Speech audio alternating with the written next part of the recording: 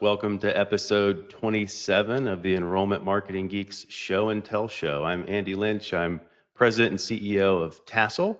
And with me is my good friend, Dr. Rick Newberry from Enrollment Catalyst. Rick, say hello. Hello, everyone. Glad you're here. Great to have you with us. Looking forward to an action-packed conversation with our friend, Dr. Tony Fajardo. Before we jump into that conversation, a little bit of background. Rick, tell us about Enrollment Catalyst. Yeah, actually, we were just talking about that before the show. I started my company back in 2000 and have been working with schools all over, well over 500 schools, 46 different states over this time frame. And my main focus is to help schools by assessing their enrollment and marketing effort and putting together a plan and strategy and providing ongoing coaching to help them with implementation and accountability. I also have a school survey solution program. In fact, if you haven't planned on conducting a parent or employee satisfaction survey before the end of the school year, I can help you. And I'm doing this for many schools right now. And it's a good window of time to implement your parent and employee satisfaction surveys. So if I can help you in any way, I'm glad you know how to find me. And Andy, tell us a little bit about yourself and Tassel. Thanks, Rick. Andy Lynch, President and CEO of Tassel.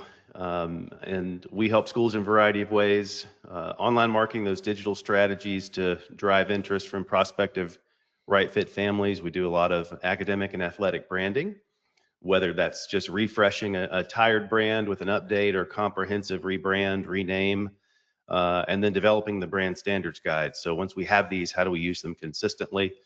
That also extends not just to the visual brand, but also to the voice, tone, and style of the brand. Website development, that always on promoter for your school. And two signature solutions at Tassel are messaging by age and stage and developing the right fit family rubric. That's the framework for evaluating family fit. The show and tell show. This came out of some professional development work that Rick and I have done over the years together, and we were in a planning session and we were talking about just this question that we hear over and over again from schools: what are other schools doing? So we decided to come up with the show and tell show. And we remember show and tell from grade school, but the show and tell show is the show that showcases schools doing something worth showing off. And Rick, it's not uncommon for us to bring a little show and tell. Do you have any show and tell today? I do, yes.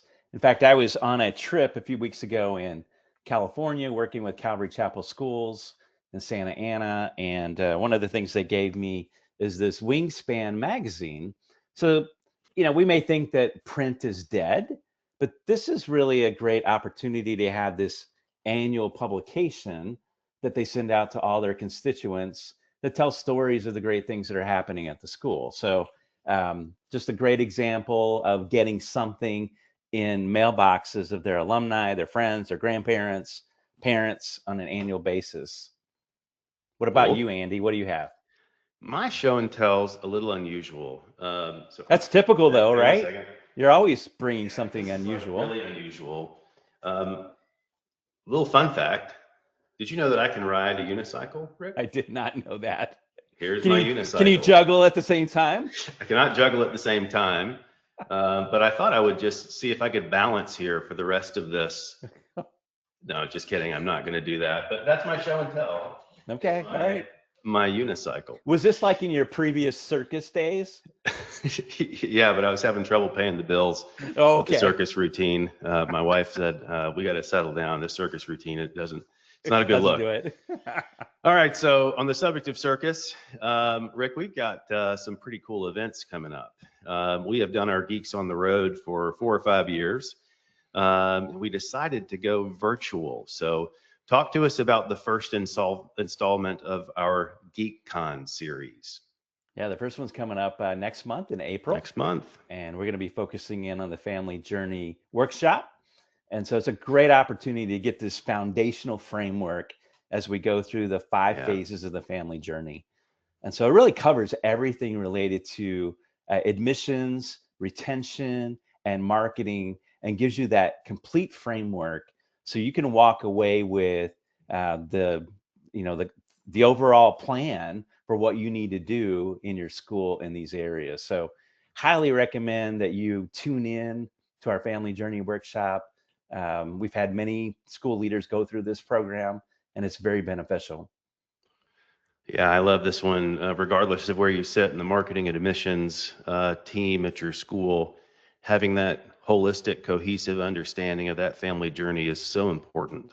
Yeah.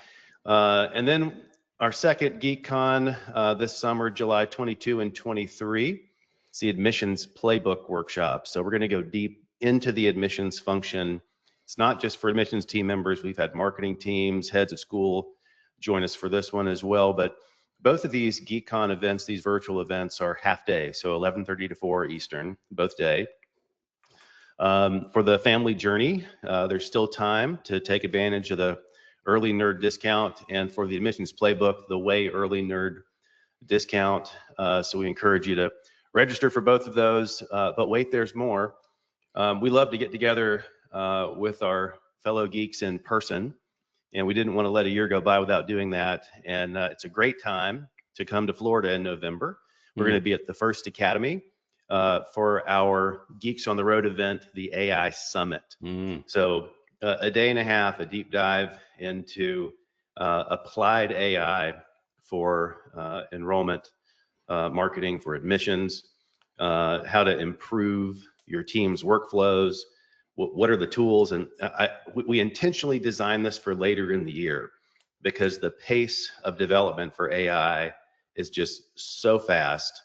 We wanted to give ourselves plenty of runway to let 2026 play out and for the AI to continue to get traction. So looking forward to that. Rick, on to our dad joke opener here. Go for it. All right, let's take a look at the first one. What's blue and not very heavy? Of course, it's light blue. Of course. All right. All right. Let's get into the content. So decisions that drive enrollment growth, the unique leadership contributions from the head of school. Oh, this is an evergreen topic. Yeah. You know, Rick and I have worked with marketing and admissions teams all over the place, all shapes and sizes, one-person teams, half-person teams, teams of 8.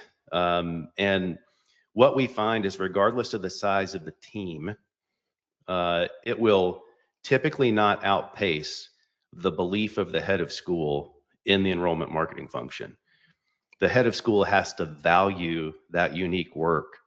And the more the head of school is bought into that function, the higher performing that team will be.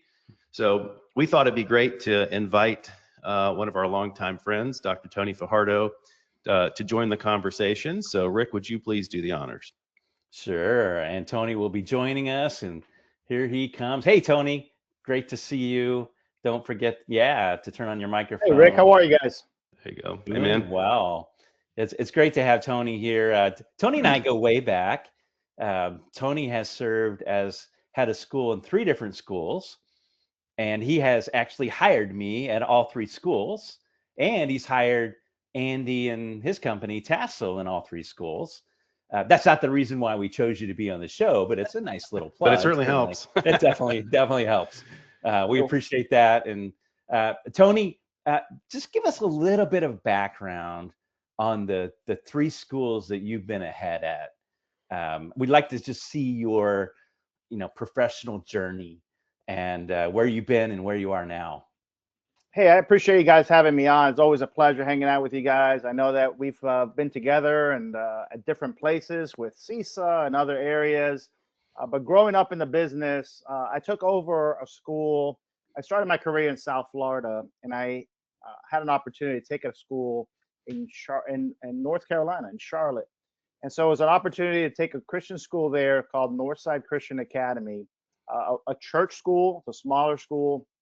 It's about 300 students. And there's a picture right there of when we got started with our work. That's amazing that you put that up there. Yeah. That's that in our files.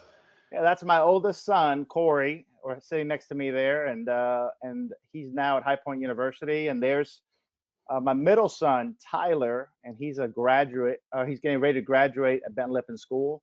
And then I have a little one, a little one, a 7-year-old named Connor, and he's still at Ben Lippen. He'll transfer over with us to Kingsridge soon here coming up. But Awesome. my journey started there at Northside in 2010. I took over as head of school. I was still a young leader in the business, trying to understand my ways of how this thing, this head of school thing worked, especially how this admissions thing worked, money management, understanding the whole piece.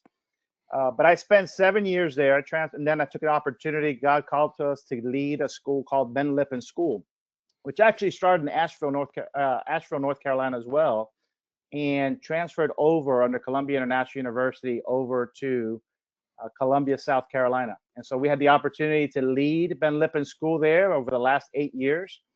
And we had a great time, great journey. The school there when we started was right about 735, 37 kids. Grew that school to about 1,200 kids, just under 1,200. And then the Lord called us again to a new place to serve in Alpharetta, Georgia, Kingsridge Christian School, 25 years old, founded by John Smoltz and Jeff Foxworthy. Look at that crowd come together. I can't believe it. But they were so passionate about Christian education, they founded Kingsridge, and now we serve there. Fantastic. So Tony, let's dive in here. So, what originally drew you into school leadership? And it's not for everyone, but what appealed to you about it? Why did you decide, I think I want to pursue this? You know, my journey, part of my testimony is pretty long, but the passion that I received early in life was about, I wanted to become a teacher, and I wanted to become a coach, and I wanted to dive into that spectrum of things. And the more I dove into that, opportunities opened up. And the conversations were always around the greatest impact are made by leaders, whether you're in the coaching world or whether you're in the classroom, you're a leader in the classroom. But leaders implement change. Leaders put teams together. And as I continued to grow, I said, well, where can I have the greatest impact in Christian education? Because it changed my life. I went to public school and then I transferred into a Christian school, and there was such a great impact in my life by teachers and coaches that I knew I wanted to head in that direction, but I wanted to make the greatest impact in the minds of students and in their hearts. And just like my life was changed. And so I took that journey, and the way I tried to approach it was I asked a lot of questions. And even till today, those that work for me know I ask a lot of questions. And part of that is I wanted to learn, is the Lord calling me in this direction? Do I want to, does the Lord want me to be a lead in a school one day? And sure enough, I had great mentors along the way. I asked great questions. And the one thing that always came back to me, it's the loneliest job is at the top. Because it's hard. It's hard to express your emotions, have conversations. And so it detained me a little bit to say, hey, I'm not sure that that's what I want to do. But the more I dove into it, Andy, the more I knew that if I wanted to have the greatest impact upon the lives of young people, I wanted to lead, and I wanted to lead Christian education. And so when the Lord called me, gave me the opportunity to do that first in Charlotte, I jumped on it, and the journey started there. Yeah, that's awesome. I appreciate you sharing, that passion of yours. I've seen that in my relationship with you over the years. In fact, you mentioned in your intro about the growth at Northside Christian and Ben Lippen, and that's phenomenal to see. But when you look back, what were some of the first leadership decisions that helped create that momentum? That's a great question. I think one of the first things that I've always tried to do, and every school is different. That's one of the things that I've learned along the way, and even by hanging out with my colleagues as heads of schools, we talk about our transitions in life and the positions that the Lord has put us in. But every school is a different journey. Every school has a different group of personalities. To me, the one thing that we have, that I've been blessed with, is I've been blessed with having great people in the admissions office. When I first started at Northside, Pamela Starkey was leading our admissions office. Ricky, you remember those conversations? Yeah. Yep. When I transitioned over to Ben Lippen, Kelly Adams had been there for a long time, driving admissions there and doing it by herself. Both of those ladies doing it by themselves. Andy talked about some of that in the past. But to me, now that I am entering at Kingsridge, we have Chantel Beach leading, someone that has been there from the beginning, really passionate. And I think the idea for me is when I enter those schools, what kicks off momentum is you have to have a passion for serving. Hmm. And to me, having a passion for serving is something that I look for in our admissions team, right? Our admissions leaders is, are they passionate about serving people? Not about doing their jobs. It's not about just the numbers, right? It's the people behind the numbers. And I think when you look at how can we start momentum rolling, you got to have an initiator of the momentum, and that's the head of school. I believe the head of school is the initiator of moving the momentum forward, but you got to have someone in the admissions team that has a passion for people and wants to be able to connect at the highest level. It's all about relationships in that office. And to me, how you move people along, it's by strengthening relationships and letting them know you care. And so to me, that's the first key of moving things forward at any school that I've been at. That's good. Let's go a little deeper into that. You talked about leadership at the top, leadership in the admissions function. That leads me to think about as you're stepping into that role as a head of school, you're trying to get some sense of how healthy the enrollment is, and that's not just quantity. That's not just level of demand. That gets into culture as well. So Tony, when you first step into a new context, what are you doing to get your finger on the pulse of the enrollment health in that moment? One of the things when I first started, I had no idea how to answer that question, Andy. I felt like, when we first started at Northside, it was really like, what's happening around us? How do we get this thing rolling? The numbers were pretty, pretty low in my opinion of other places that I had been. But to me, the catalyst of these conversations as I've matured in the leadership role of head of school is you really have to be able to dive in with people and listen to what's happening in the school culture. You really need to ask great questions. I think one of the privileges that I've had as far as being mentored by other leaders is they always ask great questions. And so I try to be able to go on what I call listening tours. And again, I established that further along in my leadership is listening to our families, listening to our faculty and our staff. What's happened here over the last several years? What are the changes that you've seen? What are the challenges? What are the opportunities? All right. So we always start with a somewhat of a SWOT analysis, of what's happening in the admissions area, but it really starts with a conversation piece. I think people that are part of the admissions process, they want what's best for the school. They love the school. We started with that concept of having a passion for what you do and what you serve. And so they want what's best for the school. Sometimes they just don't know how to get there. They don't have an answer to that. And so when they talk to you about, our culture is struggling, our morale is down, we've had transitions in our school, we've lost some personnel, we don't really understand how to get to the next level. We haven't spent a lot of dollars. Our budgets are very light. Most of the schools that I have served out initially, the budgets were very light. So how do I get marketing dollars if I don't have dollars? Right. How do I get someone to come in and coach me if I don't have any money to spend?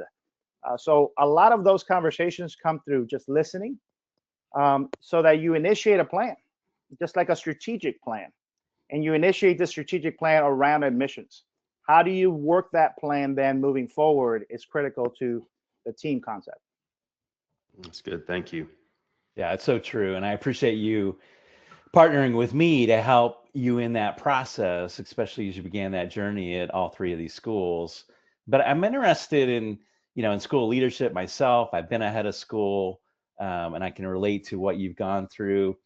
Things aren't always what they seem when you're a leader. Talk about the difference between a presenting issue and maybe the root cause issue. What's really underneath? How do you dig in and find that out?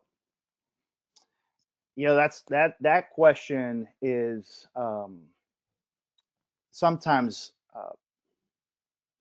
gets a little dirty, a little mixed up, because people kind of mix those things up, right? I think they focus in one area, but they don't really dig underneath of what's going on to be able to solve those things that they feel emotionally.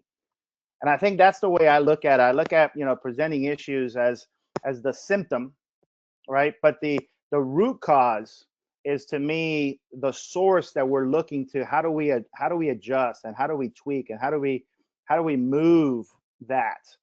Because if you only treat what's visible, I think sometimes you get lost, right? And I think sometimes your emotions capture the best of you during those times.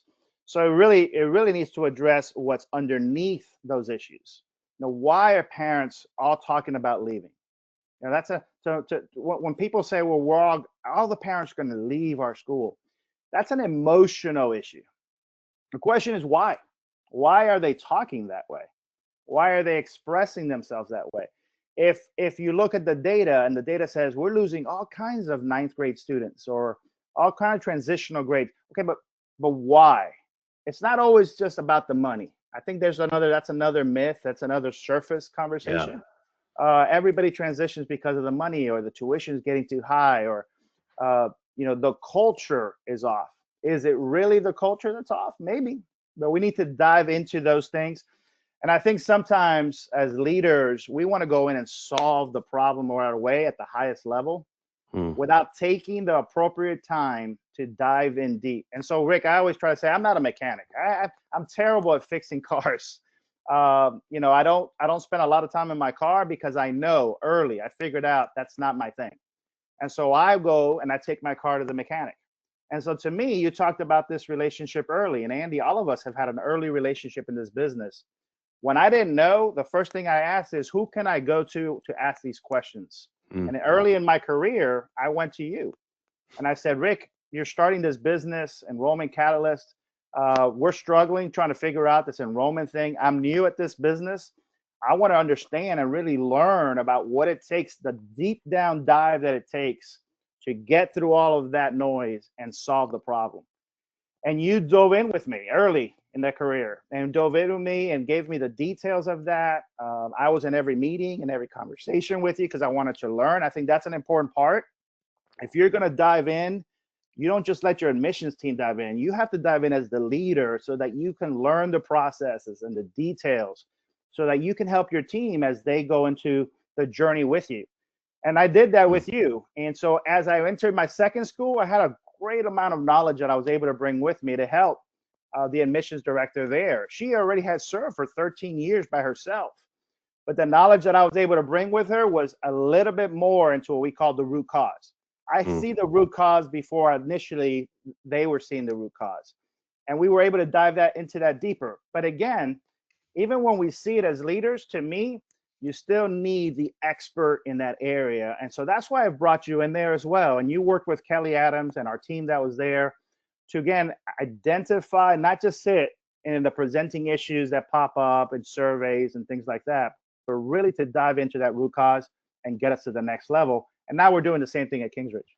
That's good. So we've talked about contributors to the enrollment effort, but Tony, I'm curious, what do you see as the unique role of the head of school when we're talking about enrollment growth? What is something that only the head of school can bring to that conversation? I think the unique role of the head of school is the momentum builder. I talked a little bit about that. What I mean by that is, I think sometimes we believe as the head of school that we can solve every problem. All right, that's sometimes one of those things that we believe we can solve this problem and that problem and this problem. But I think the idea is we have great people in those positions.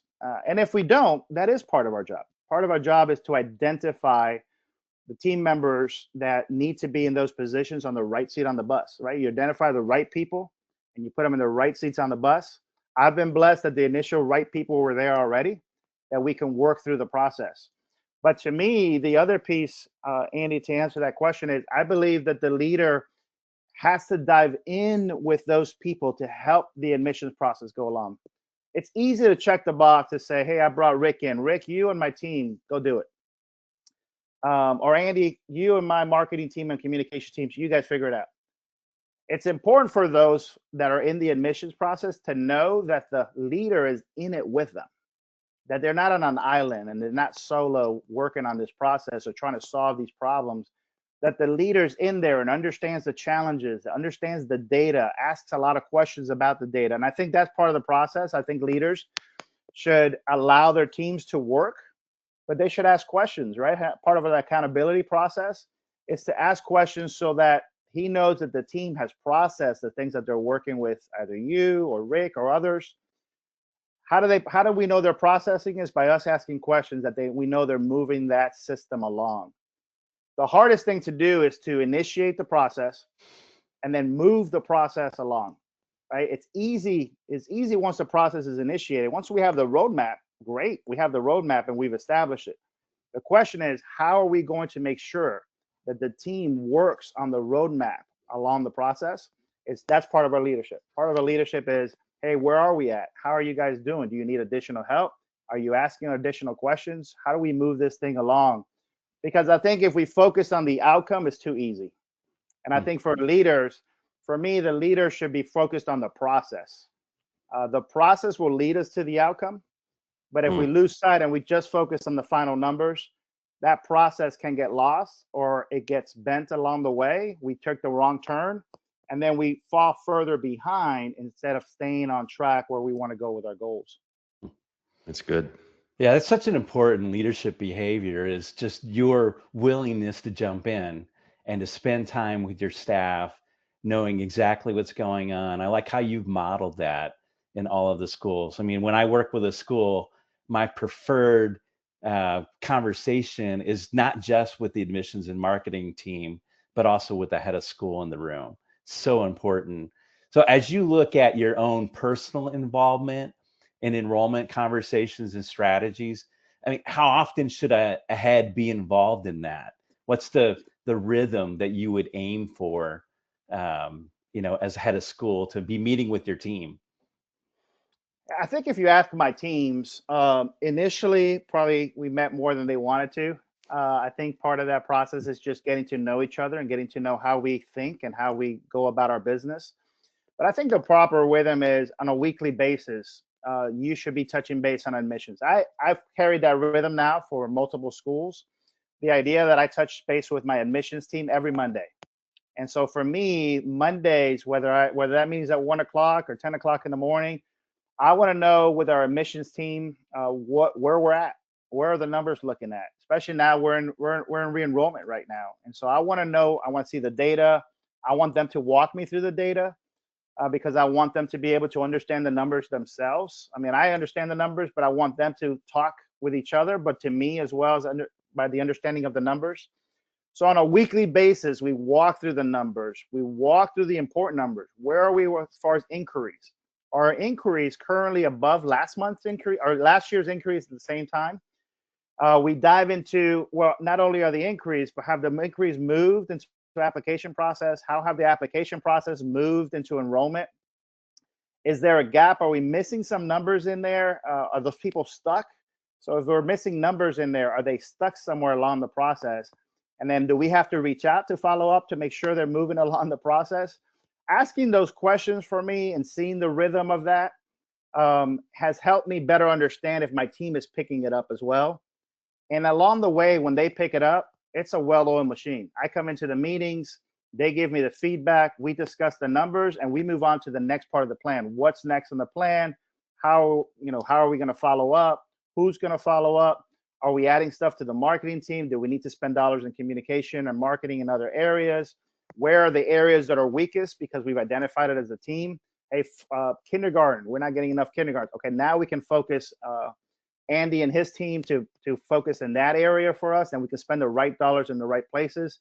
So to me, the consistency of meeting together allows the team to move towards a target together. It has been good practice for me on a weekly basis. That's really good.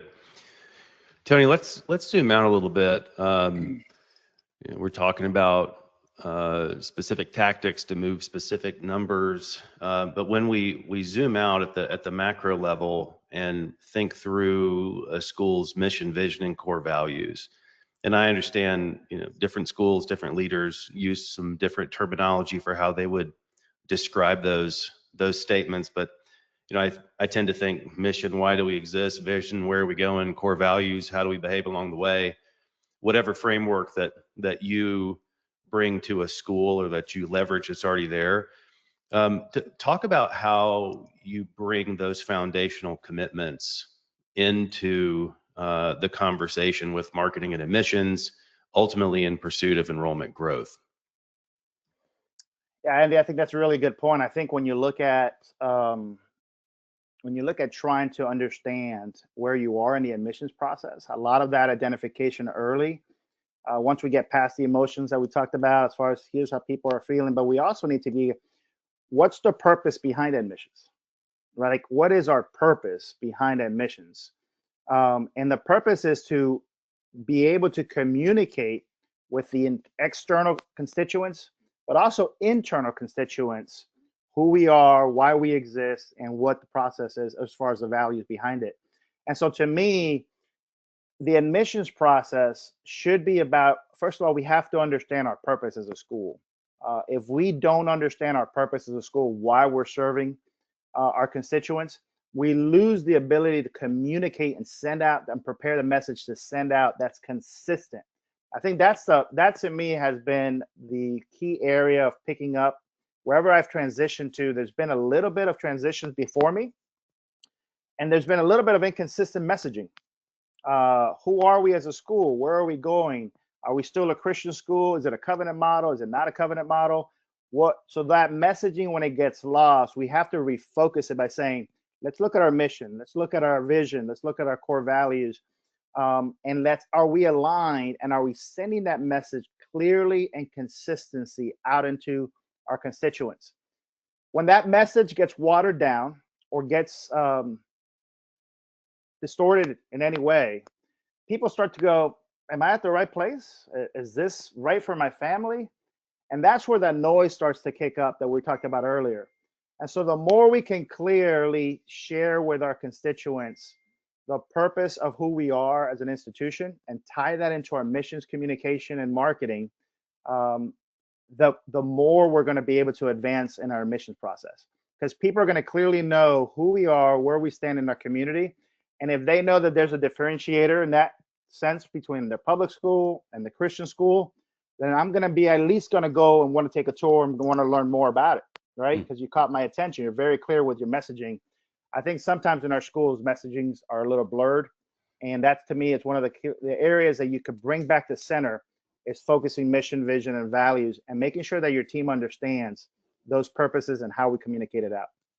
Yeah, that's really good. And by the way, folks, a housekeeping item I failed to mention at the top. If you have a question about something that we're discussing, feel free to drop that in the sidebar. Rick, what's next? Yeah, I was just going to comment on the focusing on messaging. That's one of Andy's expertise, and he'll come in and lead a school through messaging workshops to be able to help define and refine your message. Such an important part of the process that many schools miss. But Tony, you've led schools with significant enrollment growth. It's been awesome to hear your story and experience base. But how do you think culture inside the school impacts the enrollment outcomes? What effect does that have? Yeah, I think the challenge that I always have when people talk about culture is, do they really understand the culture? Do they really understand? Again, we go back to the purpose of who are we as a school. But when they talk about the culture challenges, I think sometimes, Rick, that comes with just noise from the outside. Well, the culture is shifting. What does that really mean? The culture is shifting. So if you can get down again to the root of that, you can try to solve that. I think a culture conversation has been around for so long at a high level that a lot of the challenges that people feel or people just share, it's an easy one, like money. The tuition is too high, and because of that, they keep raising tuition every year. So I'm thinking about a different place. The culture is shifting. You got new leadership in place, or maybe you've had a leader for a long time, and the culture has shifted. I think what we really have to do is get to the root of what it is that we're providing inside our schools. If we, and all of us have talked about this, we become who we hire. And as the leader, if we can consistently share with our community, this is who we are. These are the people we've hired. These are the people pouring into your young people. This is the way we go about educating your children.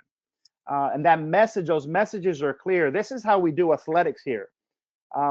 When people start talking about culture, I think it's just an easy conversation for them to land on. But to me, the strengthening of the culture starts with the leader understanding, number one, mission, vision, and core values, hiring with intentional purpose, and making sure that the people you hire understand the school they're coming to work for, understand the culture that has been established before you even got there, as far as from the board level, and making sure that you're consistently applying every decision that you make to serving that culture.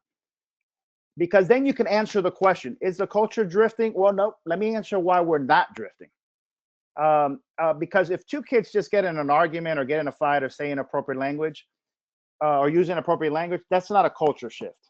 That's a poor choice by Johnny, who used inappropriate words, and he has to understand that. But the school's culture is not shifting. When schools, I've heard administrators talk about, even parent ministries, talk about, well, the school's culture is shifting. I think it's because somebody got into their ear or shared that out loud. Well, the athletic teams are performing with excellence, but the culture is shifting. That's not necessarily true. You can have an excellent athletic program and your culture still be strong if the leader and the team on the team that the leader works with continues to make sure that that culture stays strong in the community. But I think that what happens, Rick, is perception becomes people's reality. And to answer your question, perception of culture shifting becomes people's reality, and they start talking about it and they start spreading the word. And we know you're in the marketing business. You guys are in this, we've been doing this for a long time. But when that perception gets out that the culture is shifting and the communication gets out, it becomes people's reality. And so the way you come and attack it is by sending a clear message back and having conversations with parents and inviting parents into the conversation, helping the faculty understand how to answer questions, helping your coaches understand how to answer questions. When the leader can bring everyone together to help them answer the hard questions, the parents start to believe and start to trust over a period of time that there's not a culture. Just because your athletic program or just because your fine arts program or your academic program, they're rising, the culture can still be strong. I think there's such mixed messages that have gone out about culture shifting, culture challenges. I think it's our job as a leader, though, to make sure that we clarify when people ask us about culture. Perception is perception and reality is reality, but we have to make sure that they understand the reality that's happening within our schools to strengthen the word of mouth, because the word of mouth either hurts the culture or strengthens the culture. That's the one piece that goes back to answering your question, which is the idea is, what's the word of mouth that's getting out? And that's the challenge that we have, is by the clear messaging, more open dialogue with our parents, more open dialogue with our faculty and staff, we can help the word of mouth that's going out. And we try to do that with ambassador parents. You've shared some of those opportunities as well. We've tried to do that with small groups. I have a coffee meeting with our community. I've established that for a long time now, where they get to answer questions. They're not preset questions. They come in, they answer. I try to help them understand, this is who we are. This is where the ship is headed. With clarity, I think people understand, and that word of mouth gets out, and you can strengthen a mission instead of letting it weaken. I appreciate your perspective on culture. I think you can actually have some subcultures as well. And when I think about, particularly among marketing and admissions team members, I'm curious, have there been any mindsets, any mentalities or paradigms that you've had to work through? For instance, I know Rick and I have both seen a mentality among some marketing team members, like, we try to do everything we can to keep from spending money. Let's find the cheapest, or we're gonna, we've never been given a budget. We've never asked for budget. Have there been any like mindsets or paradigms, or maybe not in the schools you've stepped into, but like how do you deal with some of the perhaps the myths that they've bought into, or unhealthy mindsets that you want them to break through? And yeah, and that's a really good question or thought process there, because I think um, if you tell someone something long enough, they believe it, right? And I think sometimes in the mindsets of our Christian schools, we've been told for a long time the budget can't cover it. We don't have enough money. We can't. We got to keep it. We're a ministry, and because we're a ministry, we have to keep things tight, and we have to make sure we watch every dollar. I think it's the opposite mentality. And I learned this from, again, I've learned different things throughout my career and different opportunities that I've had. I've been blessed with connecting with different people. I'm a big fan of relationships. I believe everything starts and ends with relationships. Along the way, I worked under a president of a university. His name is Dr. Mark Smith. And Mark Smith always shared with his leadership team, and I was blessed to be a part of that. He always said, if you want excellence, first you have to identify it, then you have to define it, and then you got to spend dollars to go get it. And I think, to me, that is such a clear message. Like, first of all, people talk about excellence all the time, and they have a hard time defining excellence. And I think if you're looking at admissions and you're going, we want to be an excellent admissions team, what does that look like? Well, we need to identify what excellence feels like and what do we want it to be. And to me, excellence, I've tried to define it over the years. I've learned this from Jim Marsh, longtime head of school in St. Louis, a guru in the business, in my opinion. And he defined excellence early, and I learned it as a young head of school. It's about becoming better than we once were. Becoming better than we once were. If you're on that journey, then you have to understand, if I'm traveling a journey of excellence and I want to be an excellent admissions team, I can't spend $10, the same $10 that I've spent for the last 15 years, trying to get excellence out of $10. Now, some people have to do what they have to do, and I understand some budgets are tight, some budgets smaller. Hey, this is the budget we've been given. But I think there has to be leadership that says, this year we have $10, next year you'll have 15, the year after that you'll have 20, and we plan around that dollars, gaining opportunities that come with those dollars, because you're investing in the future. Nothing happens without enrollment. Nothing. And it's hard for people to capture that, right? It's hard. Well, there's millions of dollars that flow into a school setting. Nothing happens if you don't invest in enrollment, marketing, and communications. That's because good. If you're spending into excellence, to me, the idea there is the movement. The idea of spending into excellence means, how much is it going to take for us to show the excellence and to show that we're getting better than we once were? And so you have to spend the dollars. Good. Yeah, you can't expect a return where you haven't invested. So, Rick, we got a question that came in from one of our audience members. Yeah, Michael's asking the question, which really fits in here. Aside from a passion for serving people, what do you think are the 2 to 3 most important characteristics of a good admissions hire? In other words, who do you want in that admissions role in your school? So first of all, I'll start back with passion. I think you have to be passionate about people. You got to love people. It's the number one part of the job. You're either communicating. So communication is the second thing. You have to be a good communicator of the mission, of the future, of where you're headed. Even in the admissions office, you have to carry the vision of the head of school into the conversations that you're having with parents that are coming in, because the parents are only getting a snapshot in the admissions process. So passion, communication, and attention to details. Those are the 3 things that I pay attention to from an admissions office. If you have passion and you can communicate that passion, and you're confident in paying attention to details, you're going to go out into your school and you're going to be able to see things like, hey, we need to adjust here, we need to tweak here, we need to look at this. Because remember, a visit from a parent is only a snapshot. They only get one time a snapshot of that visit. Who they run into, how passionate they are, how clearly they communicate that passion. And when they tour them around, the attention to details from the school leadership and from the school, they're going to leave there and go, wow, this place is different. It feels different. It was communicated to me with passion, and I can sense clearly that they're investing in what they believe. And so I think, to me, those are the 3 areas that I really look for: passion, communication, and attention to details. That's good. All right, so let's zoom back in into some nitty gritty stuff here, Tony. So when we think about putting some structure in place, inevitably we're going to have to talk about some numbers, setting enrollment goals, the metrics that you pay attention to, and of course we would expect marketing and admissions team members to have a set of metrics that they're looking at on their own. But from the head of school's perspective, just walk us through how you think about setting those enrollment goals, and then what are the numbers that you pay attention to in your seat? Yeah, that's a great question. I think first of all, I think the one thing that we have to be able to understand as a team is that it works that way. It's a team concept, right? Like the head of school doesn't dominate admissions, or shouldn't dominate admissions.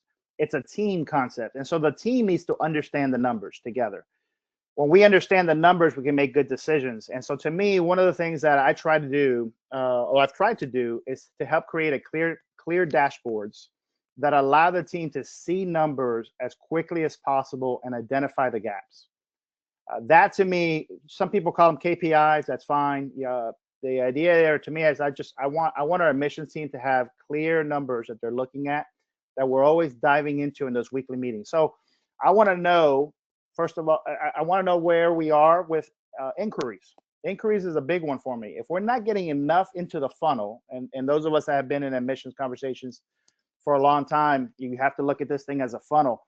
The more that come, it's like a sales team, right? So the more opportunities that come into the funnel, the more eventually, percentage-wise, you're going to get out of the funnel. Some of them aren't going to work, but the more you're going to get out of the funnel. So the inquiries have to be able to pay. You have to pay attention to those. If those are low, we have to find ways from a marketing component to bring more inquiries into the table. The idea from an increase standpoint, excuse me, from an increase standpoint, the idea for me when I look at it is what's happening year over year in the same month at the same time. I want to pay attention to that chart as well. So that should be in the same dashboard. Again, Rick has created some of these. We worked on it together. When I arrived at Ben Lippen, Kelly Adams had some. When I arrived in Kingsridge, we had some there. But we've tweaked them along the way to get them to a better place so that everybody sees the same numbers and dives in. So inquiries is a big one for me. The other one is tours. To me, I pay attention to how many people are actually coming to our campus. Because somebody can say, yeah, I love your campus and I really want to come, but if they're not there, usually they can change their mind.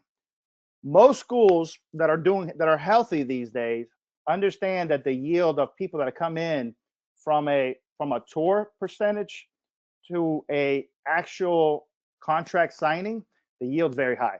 Like we as far as just the idea that, hey, we can close a lot of these deals when they're on our campus. Most schools that have a healthy enrollment understand that if we can get them on campus, we're going to close our deal.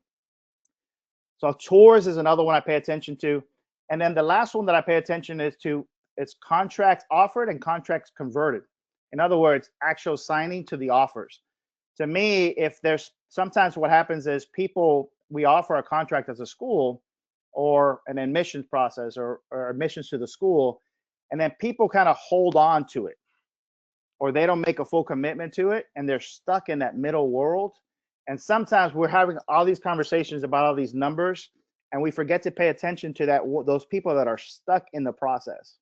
And so when I look at the conversion from offers to contracts, that number in between that might say, hey, you have 80 people that you send contracts to, and you have 60 people that have accepted, those in between numbers, the ghost numbers, I pay attention to, because those are the ones we have to follow up with. Follow up with them and say, hey, what's happening? What's going on? How can we get you to take the next step so that then those transfers finish completing their process and they're in the box? We lose track of some of those numbers along the way. And to me, our team knows those are the ones I constantly ask questions about. But tracking them year over year, month over month is such an important piece of what we do, because you have to understand where you're losing traction. And I think if you can identify that, again, you invest your dollars in those holes that are there instead of just investing your dollars everywhere. And that has allowed us as a team in the different places that I've been at to be very successful identifying with numbers. And that's so important. I love when I had a school so engaged with the numbers and looking at that on a regular basis, because it tells you what's going on and it helps you adjust your strategies, which lead me to the next question. How do you balance the long-term strategy, things that you need to do off in the distance, with the pressure for what you need to do in the short term to achieve those enrollment results? One of the, as when you ask that question, it leads me into so many pieces. But I think to me, the idea is, for us as leaders, as heads of schools, what I want my team to be able to understand is the outcome. I want to show them, like, here's where we're going to be 3 to 5 years out. I put my strategic plan in the hands of every team member. They have it. They see it. Obviously, it's in the public eye. We don't just leave it there. We talk about it. And so our team knows, even from an admissions side, that there's goals and things we're trying to accomplish. I also ask my teams to develop strategic plans inside of their world. So in other words, the admissions process, or the admissions team, I ask them to offer a strategic plan. So I ask them to go through a SWOT analysis. I ask them themselves to go through that process and bring other people into the conversation. But if they have a strategic plan, that means their plan inside the bigger plan, we're all moving towards that same target. And Rick, one of the key components is, to me, is to not let your teams silo out or drift out, and really stay focused on that plan. Because a lot of things come to admissions. Parents come to admissions because of relationships. Hey, we love to do this. We do love to have this opportunity of celebrating this. And so now admissions gets involved in events, and they get involved in other things. To keep them focused, you remind them of what their outcomes are. But the strategic piece is attacking the process of that plan, so that way we don't lose sight. The vision sometimes becomes too heavy for an admissions team, because they go, wow, you want to be at 1,000 and we're only at 900, or we're only at 700, and you want to be at 1,000? Yes. But I don't want you to only to focus. I want you to know where we're headed, but I want you to focus along the process along the way, and what we need to attack. Check the boxes little by little.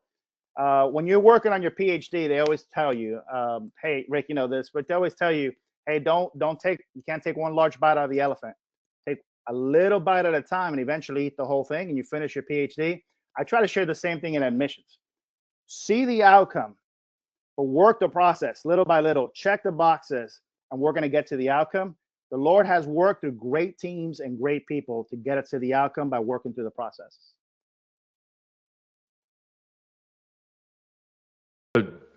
Tony, you've stepped into your third head of school role, and you've learned a lot through the School of Hard Knocks, I'm sure, and from learning from other people's experiences. What would you say to that 33-year-old Tony stepping into his first head of school role years ago? I mean, what advice would this Tony give to that Tony? Margin. You got to have margin in your life. You can't rush to the outcome. You can't rush to things. I think my 33-year-old self was go hard all the time. I think I read somewhere where you put in this initial thing that I'm a driver. Yeah, he's a driver. And I am. And I think the teams that have worked with me understand that, because I'm so passionate about excellence. And I'm so passionate that Christian schools should be about excellence. It shouldn't be watered down education. It shouldn't be watered down athletics. It shouldn't be watered down fine arts or academics. It should be excellent. In order to do that, you do have to drive and keep the process moving. That, to me, that's from a driving standpoint. I just want to keep the process moving. I don't want us to be reactive. And so one of the things that I've learned in that journey, especially what I would tell that 33-year-old, is, number one, pace yourself. Pace is important, and every team at every school runs at a different pace. And you have to be able to learn that. And sometimes, to be honest with you, I've challenged my teams, and I felt like I've burned them a little bit towards the end of that movement. So I've learned over the years, pace yourself, because you're still going to get there. It's just a matter of making sure you're letting your team work alongside of you. Heads of school sometimes are sprinting ahead at times, where our teams are just kind of coming and trying to stay with us. I think the idea is, if we can keep them together, it helps us out. So number one, pace. Number two, make sure you add margin to your life, because I think if you go down for health reasons or stress or otherwise, the school struggles, the teams struggle, the community struggles. So you're not helping out by not adding margin. And then the third thing I would say is be proactive, not reactive. And I think, and to me, I would look at it more as stay proactive, not reactive. I think a lot of times in leadership, we react to a lot of things in our roles. We react to the noise that's coming at us. We react to the faculty member or the staff member that's wanting to do something, or the parent that wants to start an event. But to me, I think it's staying proactive by asking the right questions early allows you to set the pace, allows you to keep the margin, and allows you to move your team and your plans forward without hurting yourself or hurting those around you. I think, going back to that 33-year-old, I'm sure there's lessons that he wish he would take back to make not only himself better, but his team better and his school even more, move quicker to excellence at a different pace. Such great advice, and I appreciate your experience base and your passion that you're sharing. This show could actually probably go on for another hour, as we're involved in this in-depth conversation. And I so appreciate you sharing. So as we look at wrapping our show up today, I'm interested in this one important question. If there's a head of school out there listening, or even like an admissions director, a marketing director, and they want to strengthen enrollment leadership, where should they start? Give them some advice and direction based upon what you've been able to accomplish. Yeah, I think the first thing that I would advise, or at least leave my recommendation on the table, is I think you really need to understand as a leader who your people are. Again, understanding who your people are allows you to make wise decisions in your admissions team, allows you to make wise decisions with your admissions team. And I would say if you have a school that has one admissions person, understand that the school can only grow at the pace of that one admissions person. So you have to understand where do you want to take your school? What's the growth that you want to see in your school? Where do you want to spend your dollars from a marketing standpoint? If you want to grow from 100 to 300, one person can't do it alone. We have to put a team together and put a team together around that person. Again, a team can be 2 people. A team can be 3 people. It just depends on where you are, or where your budgets are. But to me, identifying who you are as a team, who you have on your staff, it starts with that, Rick. I think you have to have the right people in place. I look for the things that I talked about earlier. I think you need to make sure that you have the right people and the right seats on the bus. I've had teams where we have great people that just not in the right seats on the bus, and we have to identify that for them. Are you more of the people person? I love on people, but I don't want to get into the numbers. I don't like the numbers game of things. Okay, well then we have to find the right seats on the bus. To me, that's finding the right seats. And then I think you want to establish a plan. And along that plan, if they don't know how to put the plan together, I think you bring coaching. I think that's one of the things that I always try to help young leaders understand is you might know it. Like I feel like I know enough now, Rick, being with you and being with Andy about enrollment and marketing, much more than I did when I was 33. But I still feel like there are things that I look at it from a perspective of my son. When I coached my son to play baseball, I had a lot of understanding of the game because I coached for a long time. I played it for a long time. I could coach him, but he wouldn't listen to me the same way as when I first dropped him off and said, I'm taking you to a hitting coach. The hitting coach says exactly the same thing with exactly the same tone. And my son goes, man, Dad, that was awesome today. And I'm thinking to myself, what in the world? I've been trying to do this for 10 years, trying to help you understand that concept.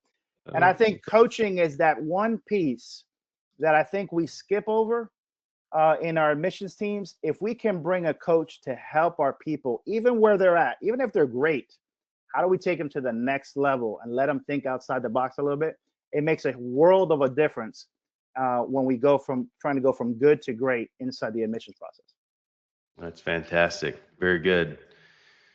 Oh, Tony, thank you for sharing your experience with us. It's been a rich conversation, and Rick and I both enjoyed working with you over the years and continuing to do so. Well, let's pull the train into the station here. I'm going to take us out with a dad joke, a few housekeeping items, and we'll wrap up. So what do you call a fish with no eyes?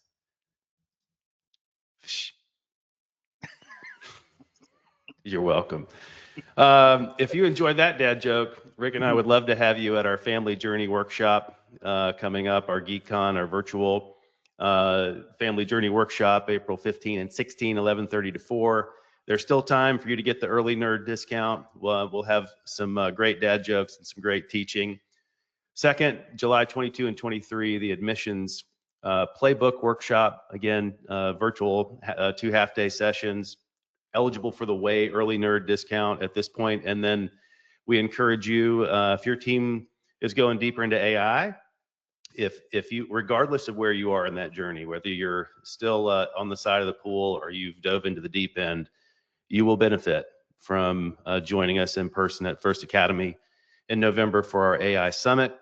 I encourage you on the subject of AI, if you're not using Halda, Rick and I did a show and tell show on that last week. You can find that on our YouTube channel, the Enrollment Marketing Geeks YouTube channel. You can book a demo with Micah Fox at Tassel. So Tony, thanks again for joining Rick and me. It's been a great conversation. Always great to be with you, whether you're in person or virtually. Thanks, guys. And Rick, thanks for the collab here. It's been great to be together. So gentlemen, thank you so much. And audience, thank you for joining us. Thanks, everyone. Thanks, Tony. Thank you. Thank you, guys. Appreciate it. Bye-bye.